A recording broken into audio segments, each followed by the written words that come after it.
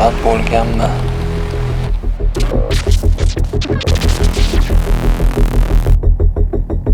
Yo'q, mazhab bo'lmagan. Keyin chiqqan narsalarning hammasi bid'at.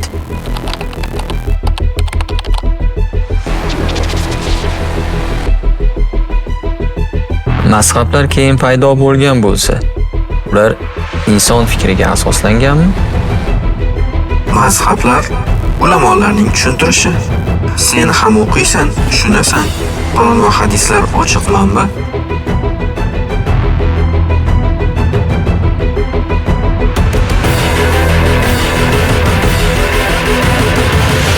O'tkirbek, boshlaymizmi? Domla, biz Qur'on va hadisga ergashishimiz kerak emasmi? Ba'zilar mazhabni bid'at deyapti-ku. Endi bu ilmsizlikdan kelib chiqqan gap. Chunki mazhabning o'zining qoidalari bor. Mazhabga ergashishlik bu Qur'on va sunnatga ergashishlik ayni o'zidir. Balki eng to'g'ri. Assalomu alaykum. Bugun siz bilan dolzarbligini yo'qotmagan, haligacha muhokama mavzusiga aylangan mazhab va uning zarurati haqida so'zlashamiz. Bugun podkastimizga O'zbekiston Musulmonlari idorasi Fatvo markazining katta ilmiy xodimi, Imom Buxoriy nomidagi Toshkent Islom instituti aqoid va fiqhiy fanlar kafedrasi katta o'qituvchisi Habibullo domla Jo'raboyevni taklif qilganmiz. Xush kelibsiz domla. Assalomu alaykum. Domla, ijtimoiy tarmoqlarda Payg'ambarimiz alayhisalom davrida mazhab degan narsa bo'lmagan. Abu Hanifaga ergashish degan buyruq yo'q. Mazhabga ergashish bid'at degan gap so'zlar tarqamoqda. Bu gaplar qanchalik asosli? Bismillahirrohmanirrohim. Alhamdulillah vassalatu vassalamu ala sayyidina rasulillah. Amma ba'd. Albatta bunday so'zlarni ijtimoiy tarmoqlarda uchrashi, odamlarning fikrlarini chalg'itishi haqiqatda bor gap. Aynan bugungi kunda shu holatda odamlarimiz, xususan mo'min musulmonlar yoshlarni chalg'itayotganligi insonni tashvishga soladi. Bu barchasi hammasi hissiyot bilan ish tutish, shoshma-shosharlik, din ilmini o'rganishdagi tartibni yo'qligi va ilmni chuqur emasligidan kelib chiqadi deb o'ylaymiz. Bu narsa, ya'ni payg'ambarimiz davrlarida mazhab bo'lmagan degan narsa bir ma'noda to'g'ridek ko'rinadi, lekin bu narsa haligi to'g'ri gap, lekin undan noto'g'ri gap iroda qilinyapti degan qoida bor. Kalimatu haqqin urida bihal batil. To'g'ri gap, to'g'ri so'z, lekin bu bilan botil iroda qilinyapti. Ya'ni payg'ambarimizning davrlarida mazhab bo'lmagan, lekin u mazhab bo'lmasligi keyinchalik mazhablar paydo bo'lib mujtahid imomlar ijtihod qilib va ularga odamlarning ergashishligini man qilmaydi. Chunki aslida mazhabdan maqsad nima desa, payg'ambarimiz sollallohu alayhi vasallamga ergashish. Asli ham mazhab nima? 4 ta mazhabni hammasi ham Rasululloh sollallohu alayhi vasallamning ilmlarini olib odamlarga taqdim qilgan mujtahidlarning yo'li hisoblanadi, oddiy qilib aytganda. Payg'ambarning o'zi turgan vaqtda kimdir mazhabi bo'lishi mumkin emas. Bu narsa tabiiy jarayon, tarixiy jarayondan kelib chiqqan narsa. Payg'ambarimiz sollallohu alayhi vasallam vafot etdilar. Ana sahoba-i kiromlar endi payg'ambarimizdan eshitgan so'zlar bo'yicha amal qilishni boshlashdi. Ba'zi bir o'rinlarda, misol uchun, payg'ambarimiz sollallohu alayhi vasallamdan bir so'z eshitmagan bo'lsalar ochiq, Qur'oni Karimda ochiq kelmagan bo'lsa, bir masalaga dalolat qiluvchi oyat kelmagan bo'lsa, ochiqdan ochiq. Hadisda ham ochiqdan ochiq bir so'z kelmagan bo'lsa, Qur'ondagi, hadis sharifdagi payg'ambarimiz sollallohu alayhi vasallamning so'zlaridagi ma'nolardan olishga harakat qilishgan. Mana bu yangi masala chiqib qoldi. Bu haqda ochiq kelmagan ekan, payg'ambarimizdan buyruq yoki taqiq kelmagan ekan, Qur'onda ochiq buyruq yoki taqiq kelmagan ekan, nima qilamiz endi desa, shunga o'xshagan narsa bormikin Qur'onda? Shunga qiyoslasak bo'larmikin, taqqoslasak bo'larmikin? Shu ishning misoli bormikin? Yo qilsa bo'ladi degan yoki qilsa bo'lmaydi degan misoli bormikin degan narsani o'ylab shunga qarab hukm chiqargan. Mana shu narsani nomini ijtihod deydi. Ana sahoba-i kiromlarning ichida ham mujtahid sahobalar shu orqali ijtihodlarni qildilar va u darajaga yetmagan sahobalar va sahobalardan keyingi tobiinlar ularning ijtihodiga yura boshlashdi. O'zim fahmim yetmayapti. Bir masala chiqib qoldi. Abdulloh ibn Mas'ud nima derkan bunga? Abdulloh ibn Abbos nima derkanlar? Zayd ibn Sobit nima derkanlar bunga? degan masala bilan Abu Hurayra radhiyallohu anhu fikri qanaqa ekan, payg'ambarimiz yonida yurgan, bu narsa eshitganmikin? eshitgan bo'lsa, uni qabul qilamiz, eshitmagan bo'lsa, fikrini so'raymiz degan masala bilan mana bu narsa yuzaga kela boshladi. Tabiiyki bu o'zi asli Qur'onning ham buyrug'i. Fasalu ahla zikri in kuntum la ta'lamun. Bir narsaga tushunmay qolsangiz, shu narsani mutaxassisidan so'rang degan. Shunga loyiq insonlar, Egasidan so'rang. shuni egasidan, shunga ahil bo'lgan insonlardan so'rang degani bu. So'rashgan sahoba ikromlardan mana shundan kelib chiqib, ana insonni insonga ergashishlik kelib chiqqan. Inson aslida bandadan talab qilingan narsa Alloh taoloni va uning payg'ambarining so'ziga ergashish. Alloh taoloning kalomi haq, unda hech qanaqa xato yo'q, unga ergashishimiz kerak. Payg'ambarimiz sollallohu alayhi vasallam ma'sum zotlar, xato so'z so'zlamaganlar, xato ish qilmaganlar, u kishiga ergashishimiz kerak asli. O'zimizga o'xshagan insonga ergashishimiz buyurmaydi bizga banda sifatida, lekin nima uchun biz o'zimizga o'xshagan, Qur'onni ham, hadisni ham egasi bo'lmagan o'zimizga o'xshagan insonga ergashyapmiz desa, odamlarning fahmi har xil bo'ladi. O'shalarni fahmi, tushunchasi Qur'on hadisga ko'proq kuchliroq bo'lgani uchun bizda unday sharoit, u fahm bo'lmagani uchun o'sha odamga ergashamiz. Bu degani hech qachon Imom Azamga zotan o'ziga ergashyapti degani emas. Imom Shofiyga bir so'ziga amal qilayotgan inson Imom Shofiyga ergashyapti. Ya'ni payg'ambarni qo'yib, Qur'onni qo'yib, hadisni qo'yib degani emas, balki Qur'onga, hadisga Imom Abu Hanifani fahmi orqali ergashyapti degani. Qur'onga, hadisga Imom Shofiyni fahmi orqali ergashyapti degani, tushunchasi orqali ergashyapti degani bo'ladi. Imom Molikka ham shunday. Domla, yuqoridagilardan kelib chiqib, bugun mazhabga ergashishlik qanchalik zarur? Sizga hozir mana sahobalar o'rtasidagi holatni aytdik. Bu yerda bir savol tug'ilishi mumkin-da. Xo'p, sahobalarga ergashgan bo'lsa, payg'ambarimizni, Qur'oni Karimning so'zlarini tushunish uchun sahobalar davrida ham yo'q bo'lgan mazhab deyilsa, haqiqatda bu to'g'ri gap. Sahobalarning davrida ham bo'lmagan. Chunki sahoba-i kiromlar davrida ular dinni tarqatishlik, dinga xizmat qilishlik, dinni olamga yetkazishlik borasida ko'proq o'ylaganlar. Mana shu narsalar bilan mashg'ul bo'lishgan. To'g'ri, sahoba ikromlar ichida mana Abdulloh ibn Mas'ud alohida dars berishni boshlaganlar keyinchalik endi. Lekin bir narsa borki, u davrlarda har bitta sahobaning so'zini mana boshdan oxirigacha tahoratdan boshlab, misol masala bor-da, tahoratdan boshlab, tahorat, namoz, ro'za, zakot, haj yoki bu yog'i ketdi endi, davom etaveradi. Misol bay deylik, nikoh, taloq masalalari bor. Bu yoqda muomala masalalari bor, u yoqda vasiyat, boshqa masalalar bor. Shular boshdan oxirigacha birorta sahobani so'zi saqlab qolinmagan. Shundaymi tartib bilan. Bu narsa qachon yuzaga keldi? Sahobalardan keyin tobiinlar davrida mana hadis bo'yicha kitoblar yozila boshlandi. Masalan, Imom Zuhriyning hadis birinchi kitob yozgan zot Imom Zuhriy bo'ladi. Boshqa sohalarda fiqh sohasida ham bir imomning so'zini boshdan oxirigacha o'rganib, uni kitobga solib, mana shu kitobga tushirib, xalqqa taqdim qilish keyinchalik boshlandi. Bu narsa Imom Abu Hanifadan keyin boshlandi. Imom Abu Hanifa, Imom Molik o'qishdan keyin Imom Shofiy, undan keyin Imom Ahmad ibn Hanbal. Boshqa mujtahid imomlar ham bor edi. Sufyon as-Savri, Sufyon ibn Uyayna, Avzo'i. Bunday mujtahidlar bo'lgan. Bular sahobalardan ilm o'rganib turib, keyin mana Imom Abu Hanifa Kufada o'tirib, ertalabdan kechgacha ilmni, fiqhni boshdan oxirigacha tahoratdan boshlab odamlarga aytishni boshladilar. Imom Molik ham xuddi shunaqa qildi.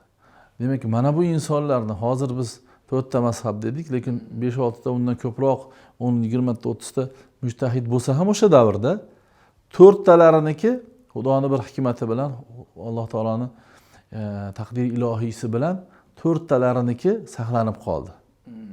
Sahobalarniki ham saqlanib qolmagan.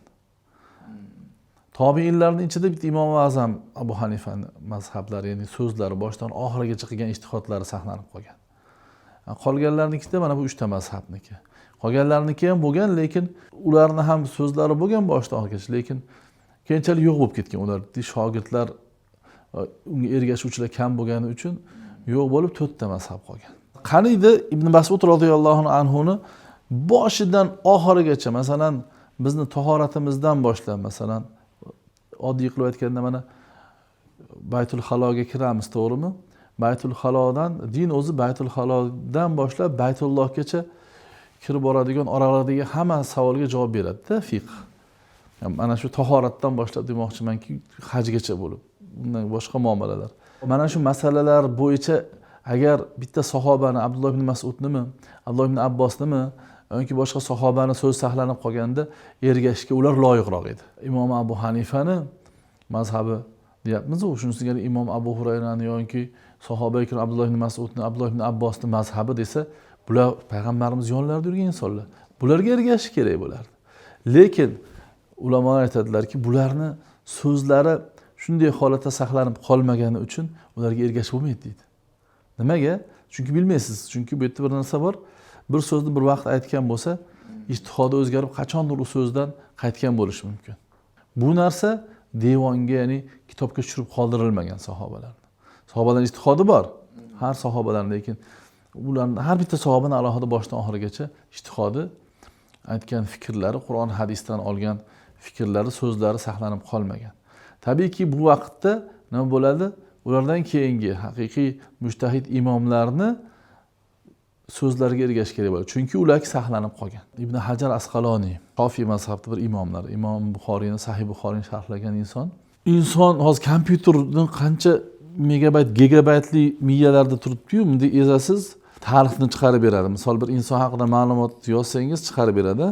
Ibn Hajar Asqaloniy shunaqa katta olim bo'lganki, miya shu kompyuterni gigabaytlar saqlaydigan xotirasidan ko'ra ham kuchli xotira egasi bo'lgan. Siz qaysi bir sahobani aytsangiz, qachon tug'ilgan, qachon vafot etgan, qancha payg'ambarimiz bilan yashagan, undan keyin qancha yashagan, qaysi so'zlarda aytib berganlar, hadisda payg'ambarimiz eshitib rivoyat qilgan, hammasini aytib beradi. Bitta sahoba haqida so'rasangiz, vaholanki u kishining kitoblarini ko'rsangiz, sahobalar, tobiinlar, hadis roviylari to'g'risidagi qancha ma'lumotlarga to'ladi. Shuni ular kompyuterdan olib o'sha vaqtda yozmagan, ular xotiradan yozgan. Mana shunaqa olimlar o'tganda, mana shunday olimlar yoki boshqa olimlarni ko'rsangiz ham, bularni ham o'ziga yarasha aqli bo'lgan, ularni ham dinda g'ami bo'lgan, ularni ham ertaga Alloh taoloning huzuriga borsam nima to'g'ri, nima noto'g'ri, mana shuni to'g'risini amal qilib boray degan fikr bo'lgan. Vaholanki pokiza odamlar bo'lgan, yoshligidan halol luqma bilan o'sib shu darajaga yetgan odamlar. Hamma olimlar, Suyuti, Ibn Hajar Asqaloniy, Badriddin Ayni, boshqa olimlar, masalan, Anvar Shoh Kashmiri yaqinda o'tgan odamlar misol uchunda Qur'on hadisni juda katta chuqur bilimdon bo'lgan insonlar. Bular ham o'ylagan. Ular ham Alloh taoloning oldiga borganda yaxshi bo'lishni istaydigan odamlar. Va ular ham dinni to'g'ri yo'nalishda yurishni istagan odamlar. Lekin shular nima qildi? Shular ilmidan kelib chiqib, tarixiy jarayonlardan kelib chiqib, aql va mantiqdan kelib chiqib, shar'iy hukmlardan kelib chiqib bitta mazhabga ergashdi-da bular. Agar ular o'ylab topib turib, misol bu mazhabdan ko'ra bu sahobaga ergashish lozim deb bilgan odamlar, ana shu sahoba ikromning mazhabi boshdan oxirigacha ma'lum ekanligini biladigan ular mana shu ergashish kerak deb aytgan bo'lardilar. Yoki bo'lmasam, 4 ta mazhab imomlari bor ekan, men o'rganib chiqdim, Qur'onni o'rganib chiqdim, hadisni o'rganib chiqdim. Qaysi bir hadisga muvofiqroq bo'lsa, o'shanga ergashaman demagan. Shulardan kelib chiqib aytmoqchi bo'lganimiz shuki, bu mazhabga ergashishlik bu tarixiy zarurat o'zi asli va insonni ichki zarurati ham bu. Insonga zarur bo'lgan narsa bu. Birligi uchun chiqargan fatvolardan biri bitta mazhabga ergashishlik hisoblanadi.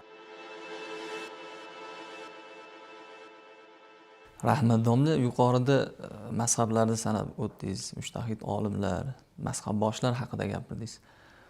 Dunyoda aynan Hanafiylik mazhabini ko'p tarqalganligini boisi nimada? 4 ta mazhab bo'ldi. 4 ta mazhabdan endi 5-mazhabni chiqarish ijmoga xilof deydi ulamolar. Buni chuqur o'rganib chiqqandan keyin aytilgan fikr bu. Bugun o'zbekcha kitobdan ozgina o'qib olib, yo ozgina arab tilini, lug'atini o'rganib olib turib, mazhablar ichida qaysi bir hadisga yaqinroq bo'lsa, rojihroq bo'lsa ergashaman degan fikrlar chiqyapti. Lekin bundan ming yillab oldin odamlar 4 ta mazhabni ham, uni qoidalarini ham o'rganib chiqib turib, 4 ta mazhab yuzaga kelibdi. Endi kim shundan 5-mazhabni o'ylab topaman desa, u bid'at bo'ladi, ijmoga xilof qilgan bo'ladi degan hukmni chiqarib ketish bo'lgan. Bir narsa borki, zarurat shuni taqozo qildimi? Fatvo berishlik shundan kelib chiqqan. To'g'ri, Qur'oni Karimda ochiqdan ochiq mazhabga ergash degan joyi yo'q. Gapingizni boshida aytdingiz. Hadis shariflarda mazhabga ergash degan joyi yo'q. Lekin islom dini ruhiyati, islom dinining maqsadlari, islom shariati maqsadlari birlik, fitnani oldini olishlik nuqtai nazaridan kelib chiqqani uchun ulamolar shunga fatvo berishgan. Bir narsaga gohida ergashlik uchun to'g'ridan to'g'ri o'shani dalili topilishi shart emas. Ba'zi bir unga sabablar yetarli bo'lsa, fatvo chiqsa kifoya qiladi. Bunga shariatda ham misol bor. Masalan, roza tutishlik yaxshi amal. Lekin hayit kunlari roza tutib bo'lmaydi. Nimaga roza yomonmi? Roza yomon emas, hayit kuni tutilayotganligi uchun yomon. Yoki ba'zi bir ishlar bo'ladi, uni qilishlik o'zi vojib emas, lekin boshqa bir sabablar tufayli vojibga aylantiriladi. Shulardan bitta misol mazhabga ergashlik.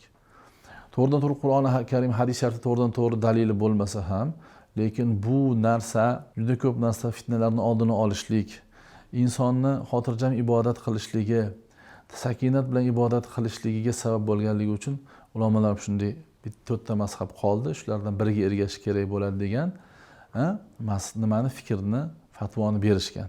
Chunki 5-chisini chiqarishlik ham bu ham fitna. Yoki har bittasidan olib yurishlik ham bu juda yomonlikka boshlab boradi aslini olganingizda. Chunki inson sahoba ikromlarni davriga solishtirib odamlar o'zicha o'ylaydi, misol sahobalar davrida qaysi sahobadan so'rab amalni qilib ketavergan, shundan singari bitta xohlagan mazhabni olib ketsa bo'lmaydimi deydi. Yo'q. U odamlar boshqa bo'lgan, u davr boshqa bo'lgan. To'rovi ham to'g'ri ekan, mazhabsiz to'ralasi ham to'g'ri ekanini turib, undan bundan oladigan bo'lsak, biz dalildan kelib chiqib, dalilga ergashishdan kelib chiqib yoki bo'lmasa din va diyonatdan kelib chiqib, taqvoyimizdan kelib chiqib qilishligimiz dargumon. Hech kim bunaqa deb ayta olmaydi. Balki bordir shunaqa bitta yarimta, lekin 99% odam endi nafsiga yengillik tarafini olishga harakat qiladi. Shunga urinib ketadi. Demak, bu to'ralasining orasida yurishlik, undan bundan olib yurishlik mumkin degan gap insonlarni nimaga boshlaydi? Insonlarni nafsini, xohishlarini ortidan ergashishga boshlaydi. Mana shu narsalarni oldini olish uchun ham, shu sabablar bo'lgani uchun va shu sabablarni oldini olish uchun ham bitta mazhabda yurishga fatvo berilgan. Fatvo chiqarilgan va ittifoq qilingan bu narsaga. Endi savolingizga keladigan bo'lsak, Hanafiy mazhabi haqida gap ketdi. Biz o'zimizni mazhabimiz haqida gap ketyapti. Tabiiyki bunga gapni davomiy yetib kelishi tabiiy edi. Hanafiy mazhabi, Imom Abu Hanifa rahmatullohi alayhi mazhabi dunyoda eng katta tarqagan. Hatto tarixiy kitoblarni ko'radigan bo'lsak, Suluson deydi, 3dan 2 ummatni 3dan 2si ergashadigan mazhab deyiladi. 66% bo'lgan bir vaqtlarda Hanafiy mazhabini boshqa mazhablarga nisbati 60%gacha chiqqan, ya'ni 3dan 2 qismi. Hozir ham deyarli juda ko'p qismi, chunki aholi eng ko'p yashaydigan musulmon mamlakatlarida Hanafiy mazhabiga amal qilinadi. O'rta Osiyo mamlakatlari, Turkiston mamlakatlari, Turkiya misol uchun, Shom diyorlarida bor, Hindiston va Pokiston mamlakatlari juda ko'p aholi yashaydi va ularning ichida ham juda ko'p qismi Hanafiy mazhabiga ergashadi. Imom Abu Hanifa, Imom Azam rahmatullohi alayh birinchi o'sha fiqhi, so'zlari, ijtihodlari shogirdlari orqali o'sha kitoblarga tushirilgan imom hisoblanadilar. Birinchi bo'lib boshlaganlar. Ya'ni fiqhning asoschisi ham deyiladi, hatto usuli fiqhning asoschisi ham deyiladi. Ikkinchidan u kishini shogirdlari nihoyatda ko'p bo'lgan. Shogirdlar. Bu shogirdlar ham katta mujtahid imomlar. Masalan, oddiy aytganimizda Imom Shofiyni mujtahid imom deymiz, to'g'rimi? To'rtta mazhabning imomi, lekin u kishi Imom Muhammadning shogirdi hisoblanadi. Imom Muhammad Imom Abu Hanifa shogirdi. Nevara shogirdi bunday olib qaraganda. Imom Ahmad ibn Hanbal to'rtta mazhabning yana bitta imomi. U kishi Imom Shofiyning shogirdi. Imom Shofiy, Imom Muhammad, Imom Abu Hanifani chevara shogirdidek to'g'riga kelyapti-da. Birinchi boshlangan va birinchi tarqagan narsa tabiiyki joylarda birinchi o'rnashib qolgandan keyin va o'zini yetarli dalillari bilan mustahkam din asoslari ustiga qurilgandan keyin u o'rnalgan joyda boshqasini kirib kelishligi qiyin bo'ladi. Shu e'tiborda va undan tashqari juda ko'p davlat arboblari, juda ko'p islom mamlakatlarini qonun qoidalari Imom Abu Hanifani mazhabi ustiga qurilgan. Abbosiylar deysizmi? Imom Abbosiylarda ham Qoziyul Quzot Imom Abu Yusuf bo'lganlar. Imom Abu Yusuf Imom Abu Hanifaning shogirdlari, Imom Azam shogirdlari. Bu narsa butun islom olamida Hanafiy fiqhi bo'yicha hukmlar, ayniqsa hukmlar, ya'ni tortishuvlar, qozilik masalalari Imom Abu Hanifa mazhabida bo'lishligini ta'minlagan. Shu orqali ham, ya'ni siyosiy bir jihatdan ham tarqalishligiga sabab bo'lgan. Ammo undan tashqari aytganimizdek, katta imomlarni bo'lishi va ilm berishlikni avvaldan boshlashligi va ilm sohasida katta bir muvaffaqiyatli dars berish orqali bu narsani tarqatganlari uchun ham bu narsa keyin tarqagan. Misoli uchun bizni O'rta Osiyo shunga misol bo'ladi, biz yurtlarimiz. Biz yurtlarga Imom Abu Hanifani mazhabini Abu Hafs Kabir Buxoriy rahmatullohi alayhi olib tarqatganlar kelib. U kishi Imom Muhammad shogirdlari. O'sha islom avval kirib kelgan vaqtda, bu joylarda yangi musulmonlar dinga amal qilishni boshlagan vaqtda eng katta imom sifatida Imom Muhammaddan dars olib kelib boshladilar va Buxoro o'lkalari va boshqa atrofdagi biz O'rta Osiyo o'lkalari Imom Azam, Imom Abu Hanifa mazhabida amal qilishni boshladilar. Nomli shu joyda bir savol tug'iladi. Mazhablarni turlicha bo'lishi bu ixtilof emasmi? Aynan bitta mazhabga ergashish kerakmi shu joyda? Tabiiyki hamma inson bir xil fikrlamaydi. Shu jumladan mujtahidlar ham. Mujtahidlarda ham fikr darajasi har xil bo'lgan va har xil yo'nalishdan kelib chiqib ijtihod qilishgan. Shuning uchun oralarida farq bo'lishi tabiiy. Farq bo'lishi tabiiy va farq bo'lib kelmoqda. Bu degani yuqorida aytganimdek 4 ta mazhab bor ekan, to'g'ri, bittasiga ergashing bo'ldi, haqdasiz.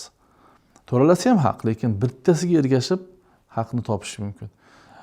Har xil hammasidan osachi desa, yuqorida aytganimizdek bu narsa nafs havoni orqasidan ergashishlik, din va diyonatga emas, balki odam o'zini xoyu havaslari, ya'ni yengillik orqasidan, osonlik orqasidan ergashishga olib keladi. To'g'ri, ba'zi bir holatlar bor. O'ta zarurat holatda bir mazhabda bir narsaga tanglik yuzaga kelsa boshqasidan olish mumkin. Holat bor bu narsa. Lekin bu narsa o'ta zarurat bo'lganda o'sha ahli ilmlarni, katta imomlarni, ulamolarni kengashi bilan bo'ladigan ish. Har odam nima mazhab bo'lsa o'shanga o'tib ketishligi u noto'g'ri. Misol uchun bir ko'p misol aytaman. Bitta odam misol qon chiqsa tahorat sinadi degan Hanafiy mazhabining so'zi bor. U shunaqa deb yurardi-yu, lekin qon chiqdi bir safar. U shunda nima deyapti? Shofiy mazhabda tahorat sinmas ekan u deyapti. Shofiy mazhab bo'yicha tahoratim sinmadi deb ketyapti. Sal turib uxlab qolyapti-da, uxlab qolib turib Hanafiy mazhabida sinardi, Shofiy mazhabida sinardi. Hozir Shofiyga amal qilib turgan joyida boshqa bitta mazhab, bitta imomning so'zi bu. Uxlasa tahorat qilmay sinmaydi degan, unga amal qilyapti. Sinmadi tahoratim deb ketyapti. Yana ozgina yurgandan keyin masalan ayoli bo'lsa, ayolning qo'li tegib ketyapti, ochiq badaniga qo'li tegib ketib qolib, endi Shofiy mazhabiga amal qilyapti-ku hozir. U tahorat sinadi Shofiy mazhabida bu holatda. To'xta, mana shu yerda men Hanafiy mazhabiga amal qilaman, tahoratim sinmaydi deyapti. Deb shunaqa qilib namoz o'qiyapti. Shunaqa qilib yuraversa inson qachon tahorat qiladi degan savol bor-da. Qachon unga tahorat vojib bo'ladi? Vaholanki namozga tursangiz nima deyapti? Tahorat qiling deyapti. U narsa demak insonni amal qilishga, taqvosini ziyoda bo'lishi, Alloh taologa yaqin bo'lishiga sabab bo'lmayapti-da. Alloh taolodan uzoq bo'lish, nafsdan ergashishlikni ya'ni nafs havo xohishiga ergashishlik, yengillik orqasidan quvishlik, ruxsatlar orqasidan ketishlikka sabab bo'lyapti. Shuning uchun ham to'xtanglar, 4 ta mazhab bor. Lekin nima? Ularni bir-biriga nisbatan qonun qoidalari boshqacha uslubda nima qilingan, joriy etilgan. Shuning uchun bittasida yuringlar degan fatvo berilgan, shunga ittifoq qilingan ulamolar tomonidan. Demak, bitta mazhabga ergashmasdan turli mazhablardan yengilliklarni, osonliklarni terib amal qilishi nafaqat ibodat masalasiga, shariatni boshqa bir ko'rsatmalarini bajarishdagi noqisliklarni ham keltirib chiqarishi mumkin ekan. Albatta. Biz nima uchun aynan Hanafiy mazhabini tanlashimiz kerak? Bizda tanlash imkoniyati yo'q o'zi. Bizda 4 ta mazhab hammasi joriy bo'lsa ekan, bittasini tanlab kelsa bizni tug'ilgan bolamiz. Bizda tug'ilgan bola o'rnidan turadi, aqlini taniganidan boshlab otasi Hanafiy, onasi Hanafiy, shunga ergashadi majbur. Boshqa chunki bundan boshqacha bo'lishi mumkin emas. Sababi insonni ilm bilan hayot kechirishlik, ilm bilan amal qilishga buyuradi Qur'oni Karim. Uni to'g'risida, boshqa mazhab to'g'risida ilm yo'q bizning diyorlarda. Olimi yo'q uni so'rayman desangiz. To'g'ri aytishingiz mumkin, internetdan olsa bo'lar balki, internetda so'rasa deb, lekin hech qachon internetdagi so'zga ergashish, internetda kimdandir so'rash bilan yuzma-yuz olimdan so'rash, uni ko'rib, unidan dars olish yoki uni fikrini eshitib, o'zini ichidagi murojaat qilib nima savoli borligini jonli tarzda aytib, jonli imom sifatida borib undan ergashib, undan savol so'rab, undan ilm olish o'rtasida katta farq bor. Shuning uchun bu narsa o'rnini bosa olmaydi demoqchiman. Ya'ni kitob bo'lsin, internet bo'lsin, uzoqdagi vositalar orqali gaplashish bo'lsin, to'g'ridan to'g'ri uyingizda, ota-onangiz, ko'chada imomlar, odamlar qilayotgan ishga ergashishlik bu haqiqatda ilmga, ilmiy asosda ergashishlik hisoblanadi. Shuning uchun bu yerda qaysi birini tanlasam degan narsa noto'g'ri. Endi masalan Haram-i Sharifga o'xshagan joylar deyiladi. 4 ta mazhab ham bor deydi. U joyda misol siz Shofiy mazhabni ilmi ham bor, Hanafiy mazhabni hammasiniki bor. Bittasiga ergashib ketsangiz bo'ladi. Lekin bir mazhab joriy bo'lib, ming yillardan beri amal qilinib kelayotgan bo'lsa, u joyda boshqa mazhabnikini olaman deyishlik noto'g'ri bo'ladi. Buni katta imomlar ham, Ashraf Ali Tahonaviy, boshqa imomlarning fatvolaridan ham ko'rishimiz mumkin. Chunki siz to'laqonli dinga amal qilishingiz cheklanib qoladi. Siz o'zingizni yurtingizda bo'lmagan mazhablarga ergashaman deydigan bo'lsangiz. Domla, mana shu joyda bir savol tug'iladi. Mana musofirchilikda yurgan hamyurtlarimiz bor. Tabiiyki boshqa bir yurtni mazhabi boshqa bo'lishi mumkin. Masalan, Imom Shofiy, Imom Hanbali yo Maliki mazhabida bo'lishi mumkin. Va u yerdagi namozlarda ham farq qilishi mumkin. O'sha chet davlatlarda o'qishga, ish bilan yurgan hamyurtlarimiz ana shu joydagi mazhabga ergashish kerakmi? Ana shu joydagi imomga iqtido qilish kerakmi? Yoki men Hanafiy mazhabiga e'tiqod qilaman yurtimda, u yerda ham Hanafiy mazhabiga ergashishim kerak. Men Abu Hanifa mazhabi bo'yicha namoz o'qiyman. Ana shu namozni o'sha yerda ham davom ettiraman deyish kerakmi? Albatta o'rgangani bitta yo'lda ketyapti. 1 yilga borar, yarim yilga borar. U yerda o'zgartirib olib turib, keyin qaytib kelib yana bunga o'taman desa, o'zi uchun qiyinchilik u. Undan tashqari u yerda yurganda ham to'laqonli ravishda o'sha mazhabga faqat namoz bo'ladigan bo'lsa, namozda iqtido qilgan bilan qolgan masalalarchi. U o'zi o'rgangan, bilganiga amal qiladi. Va boshqa mazhabda imomi turgan bo'lsa, unga iqtido qilishlikda hech qanaqa monelik yo'q. Ya'ni mazhablar bir-biriga imomiga iqtido qiladigan bo'lsa, amalni o'zgartirsin degan joyi yo'q. Shu bo'yicha amal qilaveradi. Unda hech qanaqa katta bir muammo chiqmaydi. Boradi, qanday namoz o'rgangan bo'lsa, shunday o'rgangancha o'qiyveradi, qaytib kelib yana shunday davom etadi.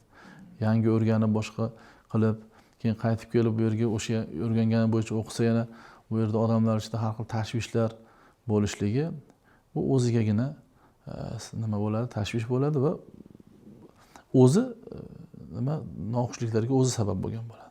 Demak, hamyurtlarimiz o'sha joyni, demak, imomiga iqtido qilish. Albatta, imomga iqtido qilishlik durust bo'ladi, lekin o'zi qanday yurtida namoz o'qiyotgan bo'lsa, shunday o'qiyveradi. Bir-biriga zid yeri yo'q. Iqtido qilgan vaqtda o'sha shunday qilib o'qisin degan joyi yo'q. Hanafiy mazhabi haqida gaplashdik. Keling, domla, mana shu mazhabni asoschisi bo'lgan Abu Hanifa rahmatulloh alayh o'zi kim bo'lgan? Bu kishining ilmiy merosi mana bugungi kungacha yetib kelishining sababi, boisi nimada? Imom Abu Hanifa rahmatulloh alayh shu haqida aytilgan so'zlarni, ya'ni faxriy bir unvonlarni aytsak, shuni o'zini eshitsak ham, shuni orqali ham u zotning qanday zot ekanligini bilish mumkin. Faqihul umma. Ummatning faqihi. Ya'ni butun ummat Muhammad alayhisalomning ichidagi faqihlar ko'p bo'lgan, lekin faqih desa hammani ustidan fiqh g'olib keladigan faqih desa arziydigan zot kim? Imom Abu Hanifa. Imom Shofiy katta imom, katta mujtahid zot aytayaptilar. Annas kulluhum iyalun ala Abi Hanifa fil fiqh. Butun insoniyat hammasi fiqh sohasida Imom Abu Hanifaga boqimandadir. Ya'ni ota bor uyda, nechtadir oilada farzand bor, ahli bor, unga ko'chadan non olib kelib beradi. O'sha nondan foydalanib yeyishadi oila a'zolari. Fiqh sohasida Imom Azam xuddi otadek deyaptilar. U kishini olib qoldirgan narsasidan biz foydalangandik degani bu. Sirojul ummatni chirog'i bo'lgan zot. Mujtahidlar ichidagi eng katta, mana mazhablar tarqagan bo'lsa, shu mazhablarning eng katta imomi, mujtahidlar ichidagi tobiin bo'lgan zot. Imom Abu Hanifani bunchalik darajaga yetishlari o'zlaridagi taqvo, Alloh bergan aql va ustozlarni to'g'ri tanlab, to'g'ri yo'nalishda ilm olganliklari. Bir narsa aytaman. Imom Abu Hanifa rahmatullohi alayhi ilm silsilasi benazir, beqiyos dunyoda topib olmaydigan silsila hisoblanadi. Imom Abu Hanifani ustozi Hammod ibn Abi Sulaymon. Hammoddaqa faqih o'tmagan o'sha vaqtda, Iroqda o'sha davrda. U kishining ustozlari, ya'ni Hammod ibn Abi Sulaymon ustozlari Ibrohim Naxai. Ibrohim Naxai shunaqa katta olim, katta shuhrat qozongan, juda chuqur fiqh ilm sohibi bo'lganki, Ibrohim aytdi desa manaman degan odam to'xtagan o'sha davrda. Bu masalada Ibrohimning so'zi shundaydir deyilsa, tamom, masalaga boshqa odam fikr ayta olmagan. Shunday zot bitta. Ibrohim Naxayning ustozi Alqama roziyallohu anhu sahoba-i kiromlardan bo'lmagan bo'lsalar ham sahoba-i kiromlar davrida fatvo bergan odam. Odamlar, sahobalar kelsa, bu Alqamadan so'raylar deyishgan katta sahobalar. U kishining ustozi Abdulloh ibn Mas'ud. Va ma adraka ma Abdulloh ibn Mas'ud deydi kitoblarda. Endi uni kimligini o'zi bilib qo'ying. Abdulloh ibn Mas'ud bu Ibn Abd payg'ambarimiz sollallohu alayhi vasallamni maqtovini olgan zotlar. Ibn Abd Qur'onni qanday nozil qilingan yangi holatda bo'lsa shunday o'qiydigan odam degan. Hazrat Ali radhiyallohu anhu Kufaga kelganlar. O'sha Kufa, Hazrat Umar Kufani bino qilganlaridan keyin Sa'd ibn Abi Waqqos orqali u joyni qurishganda, buncha sahobalar o'sha tobiinlar bilan qurishgandan keyin ular aytganlar, Hazrat Umar Abdulloh ibn Mas'udni Kufaga jo'natib, o'zim muhtojman deganlar. O'zimning ehtiyojim bo'la turib sizlarga jo'natyapman buni deganlar. Va keyincha Hazrat Ali Kufani poytaxt qilganlarda Kufaga borib qarasalar hamma yo'q, ilmga to'lib ketibdi-da. Shunda kishi aytgan ekanlar, bu kichkina idishcha, sondiqcha, kichkina odam bo'lgan Abdulloh ibn Mas'ud. Kichkinaligi shundaki, bir safarga borganlarida etaklarini shamol uchirib yuborganda boldirlari juda kichkina ekanda, sahobalar kulishgan deydi. Kulishganda payg'ambarimiz sollallohu alayhi vasallam buni kulmanglar, Ibn Abd Abdulloh ibn Mas'udni buni boldircha kichkinaligidan, vazni yengilligidan kulmanglar. Bu narsa qiyomatda tarozida juda katta vazn bosadigan narsa deganlar. Kichkina odam. Hazrat Alidan aytibdilar, Hazrat Ali aytibdilarki, bu kichkina sondiqcha idishcha Kufani ilmga to'ldirib yuboribdi deganlar. Mana ko'rasizmi, u kishi payg'ambarimiz alayhisolatu vassalomdan qancha ilm olganlar. Abdulloh ibn Mas'ud, Ibrohim Naxai, Hammod ibn Abi Sulaymon, Imom Abu Hanifa.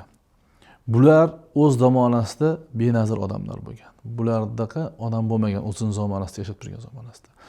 Shu ilm yo'lini insonlarga taqdim qilib bergan zot Abu Hanifa rahmatullohi alayhi hisoblanadi. Juda ko'p mashoyixlardan o'qidim deganlar. Minglab mashoyixlardan dars oldim deganlar va u kishining katta xizmati ilm berish jarayonida u kishining shogirdlari orqali maslahat yo'li bilan bu narsani ijtihodlarni amalga oshirganlar uchun juda katta shuhrat qozongan va tarqashga sabab bo'lgan. Hammalariga bir fikr aytsalar, siz nima deysiz? Imom Muhammad, Abu Yusuf nima deysiz? Imom Zufar, Hasan ibn Ziyod, Davud To'i, boshqa qanaqa insonlar yonlarida o'tirgan. Abdulloh ibn Muborak. Bir kishi Imom Abu Hanifa haqida gap ketganda Abdulloh ibn Muborak yoki boshqa bir ulug' zotlardan biri aytganki, Imom Abu Hanifani adashligi mumkin emas. Qanday u zot adashadi deydi. Oldida arab she'riyati va arab tilini katta bilimdonlari Abu Yusuf o'tirgan bo'lsa, tarixning eng katta bilimdoni, hadisning eng katta bilimdoni Imom Muhammad o'tirgan bo'lsa, sufiylarning qalb, tasavvuf sohasining eng katta insoni bo'lgan Davud Toyi o'tirgan bo'lsa, qiyos masalasini eng peshvolaridan biri Imom Zufar o'tirgan bo'lsa, shuncha odam turib bitta gapni gapirsa, u xato chiqadigan bo'lsa to'g'rilab qo'yadigan odam ham ko'p bo'lgan yonidagi. Shular indamasdan qabul qildimi, u adashdi deyishlik noto'g'ri. Xato qildi deyishlik degan odam o'zi xato. U yoki hasadchi yoki johil odamgina Imom Abu Hanifani yomon ko'radi degan. Rahmat domla. Bu savolni javobida menda bir yangi savol paydo bo'ldi. Ba'zi toifalar mazhab imomlarini adashgan deb e'tirof etadi. Bu qanchalik haqiqat? Mazhab imomlarini adashdi deydigan odamlarni kam eshitamiz. Mazhab imomlarini tan olib turib adashganlar ko'p asli. Ular ham katta mujtahidlar, lekin falon fistonmiz degan. Endi mazhab imomini u salaf solihlardan bo'lgan imomlarni adashdi degan odamni islomda nasibasi deyarli yo'q, kam bo'lmaydi, bo'lsa ham juda kam bo'lgan bo'ladi.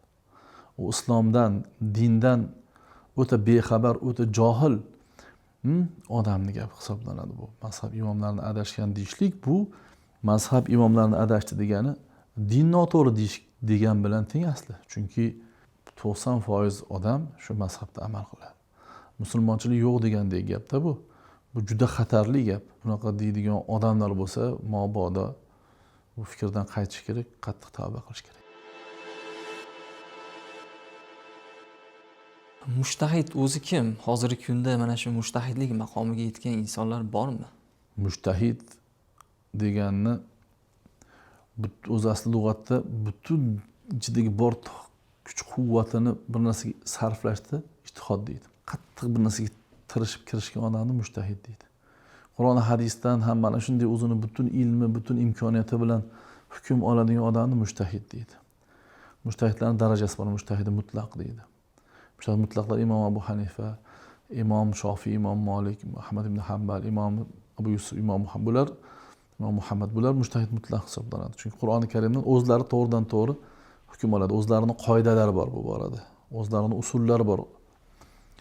Endi ijtihod eshiklari yopilgan degan fatvoni bergan ulamolar.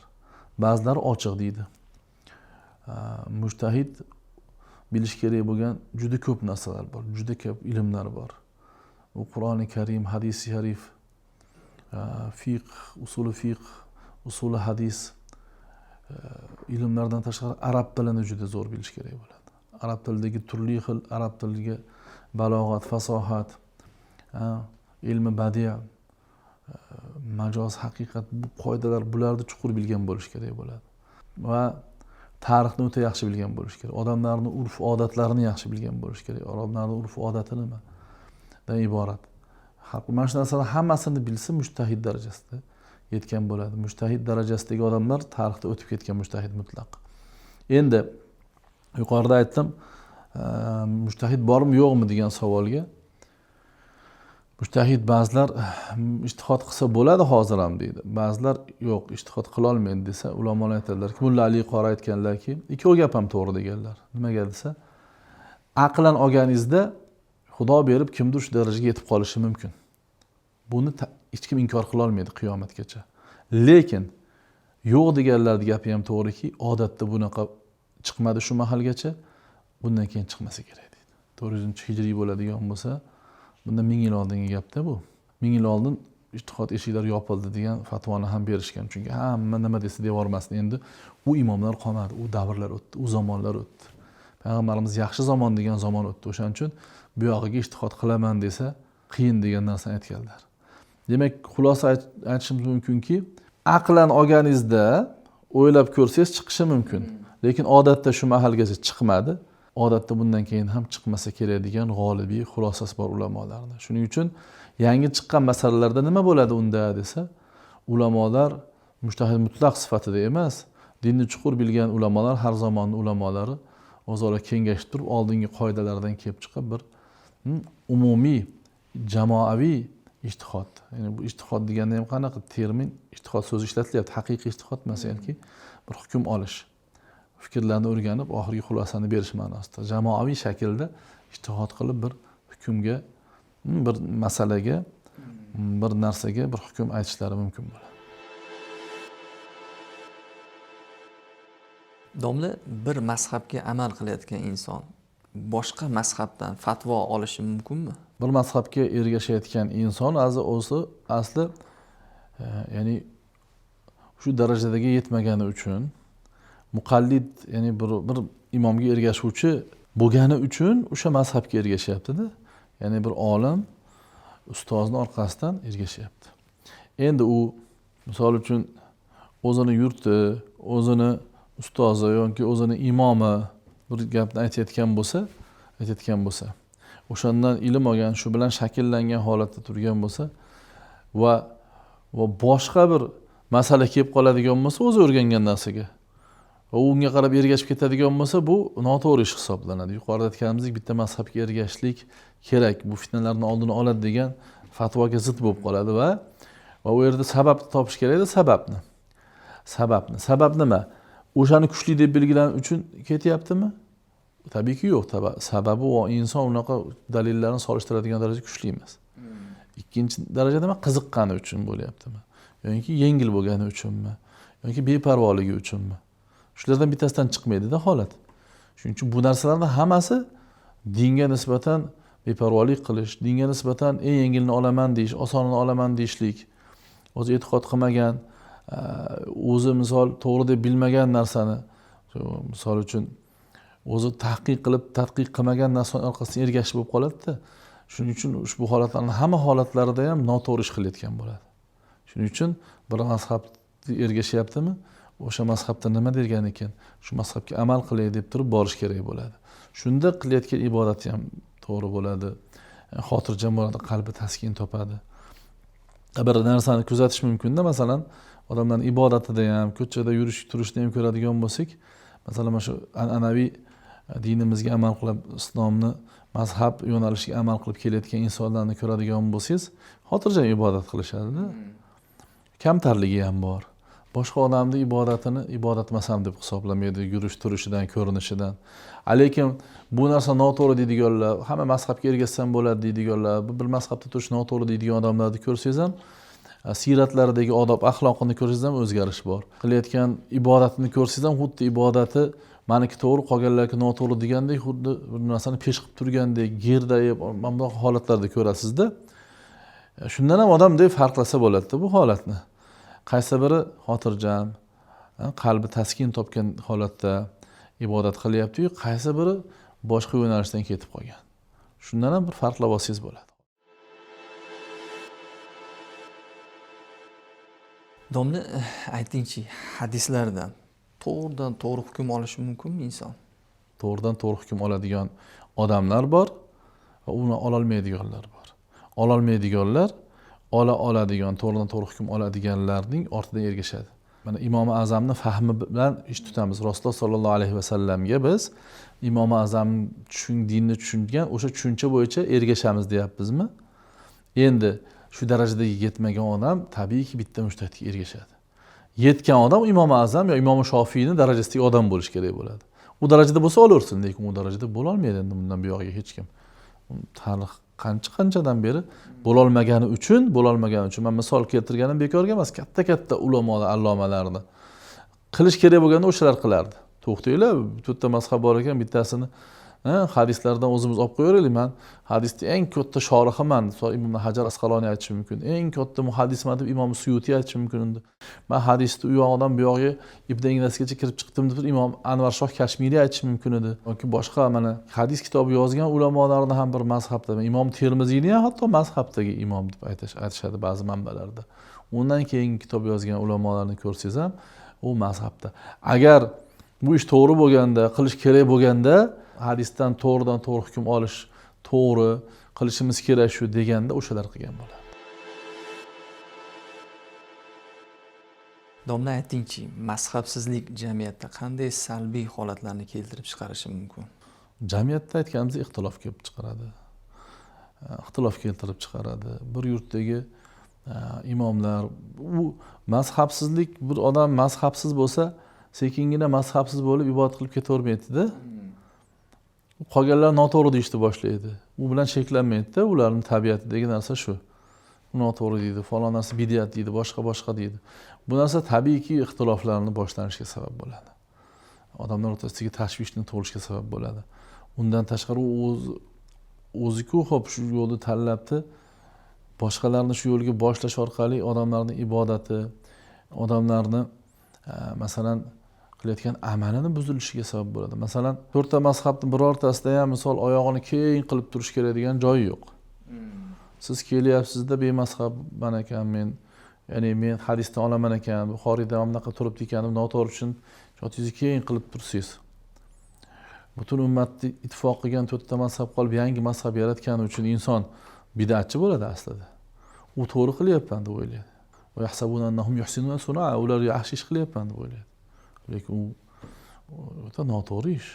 Bu tarixda ham, kitobda ham, hadisning sharhlari, ulamolarning fikrlari, ijtihod masalasi nima o'zi, usuli fiqh nima, qiyos nima, buni bilmasdan turib birgina bitta so'zning orqasida ergashishlikdan oqibatda mana shunaqa narsalar kelib chiqadi-da. Shuning uchun bu suhbatimizni hammasi shuni ustiga qurilyapti o'zi asli. Bir mazhabda sokin, qalbingiz xotirjam ibodat qiling. Shuni ming yillardan beri millionlab, milliardlab odam qilib kelyapti. Musulmonlar qilib kelyapti va ular kam bo'lgani yo'q. Ular adashib ketgani yo'q. O'shalarni adashgan degan onam u o'zi adashgan hisoblanadi. Chunki millionlar odamlar noto'g'ri bo'lib, bitta odam to'g'ri bo'lishi mumkin emas. Masalan, mana shu jihatlari bor. Rahmat domla, mazhab va uning zarurati haqida o'ylaymizki, yetarlicha shar'iy dalillardan tinglovchilarimiz guvoh bo'ldi. Domla, yakuniy qismida agar siz yoshlarimizga bitta tavsiya berishingiz kerak bo'lsa, yoshlarimizga nimani tavsiya qilgan bo'lardingiz? Tavsiya qilganim ilm olishsin.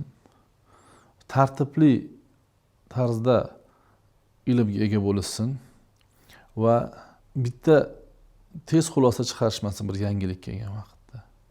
Bir yangilik quloqlariga yoqadigan, bir yangilik gap eshitiladigan bo'lsa, jimjimador bo'lishi mumkin. Masalan, bu Qur'onda bunday, bular bunga xilof qilyapti. Hadisda bunday, bu biz domlalar uni olmayapti degan narsani eshitsa, darhol xulosaga kelishmasin. O'rgansin. Insof ko'zi bilan qarasin. Faqat masalan o'sha mazhabga oid manbalarda mazhabning imomlarining so'zini eshitib xulosa chiqarishsin degan narsani misol majbur emas hech kim bunga. Asli shunday qilsa o'ziga tinch. Lekin boshqa odam bir fikr eshitganda ikkalasini eshitib ko'rsin-da, insof bilan eshitib ko'rsin, insof bilan o'rganib ko'rsin. Yuqorida aytib o'tdik, tarixiy jarayonlar, ulamolarning hayotlari, bu boradagi ilmlar har xil mana shu narsalarni o'rganib ko'rishga harakat qilsin. Yoki o'rgangan haqiqiy nima deydi?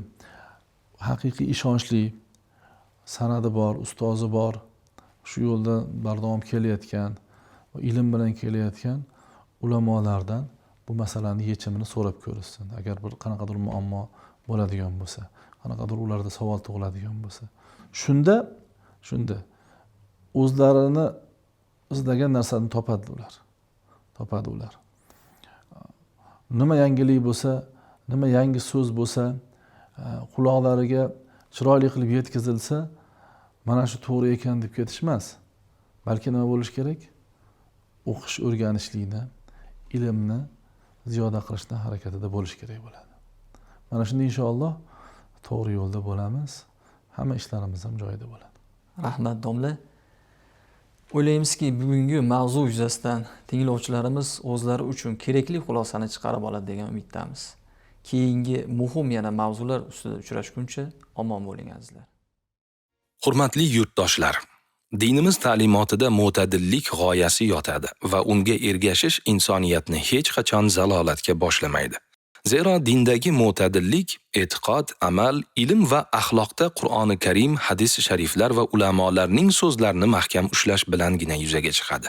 Biz vasatiya mo'tadillikni yaxshi tushunish uchun g'ulu, ya'ni haddan oshish va kamchilikka yo'l qo'yish masalalarini yaxshi bilib olishimiz kerak.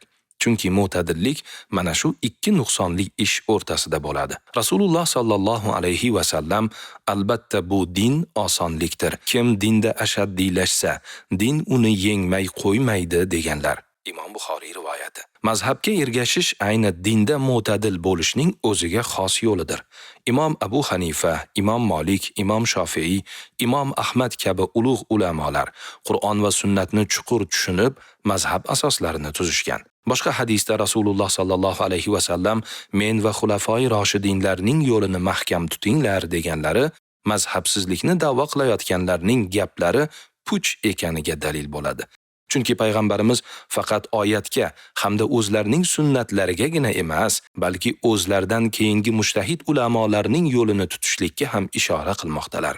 Shunday ekan, ixlos bilan amal qiling, lekin doim ilmga suyaning. Mazhablarni inkor etmang, zero ular birlik ramzidir. Ey odamlar, dinda haddan oshishdan ehtiyot bo'linglar, chunki sizdan avvalgilarni dinda haddan oshish halok qilgan. Ibn Moja rivoyati.